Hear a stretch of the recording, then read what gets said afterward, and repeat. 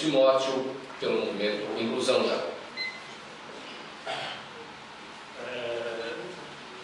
Boa tarde a todo o público presente de casa, Mauro, Paulo, a todos que estão aqui presentes.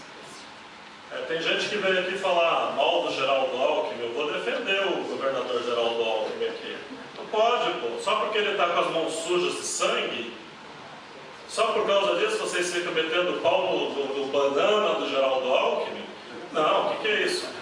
Governador, seu banana, nesse exato momento, o presidente da Andecom, Associação Nacional de Defesa do Consumidor, está se algemando aí na porta da Secretaria de Saúde para que o senhor possa liberar o atendimento do menino Luan, que veio do Acre.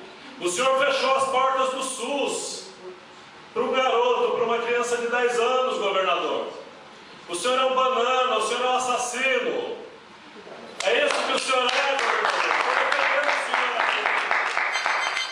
O senhor fechou as portas do SUS por meio de uma normativa na lei federal, governador.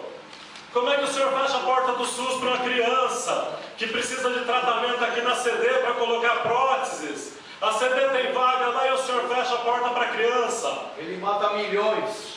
Que é isso, governador? Não faça isso com uma criança, não. O presidente da Andecom, Rudney Lafayette, está aí na porta da Secretaria Municipal da Saúde. Se o senhor não derrubar essa normativa, eu vou estar algemado aí também e vou levar quantas pessoas for possível para se algemar na frente do Palácio do Governo. E tem mais, governador. Ali em Itaquera, governador, 2 pais de família foram assassinados com um tiro no peito, governador. Na rua Arraial da Anta, em Itaquera, na Vila Carmozina. O soldado Marcelo foi assassinado.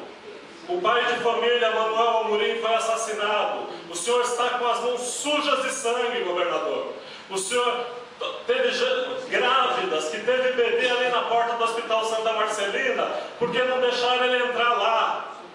Porque vocês restringiram tudo, vocês não deixam o povo ter acesso à saúde.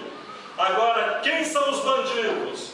Os black blocs? Os senhores agora querem criminalizar os movimentos sociais? Eu sou contra a Copa do Mundo, por quê? Porque estão investindo bilhões na Copa do Mundo e o nosso povo está morrendo.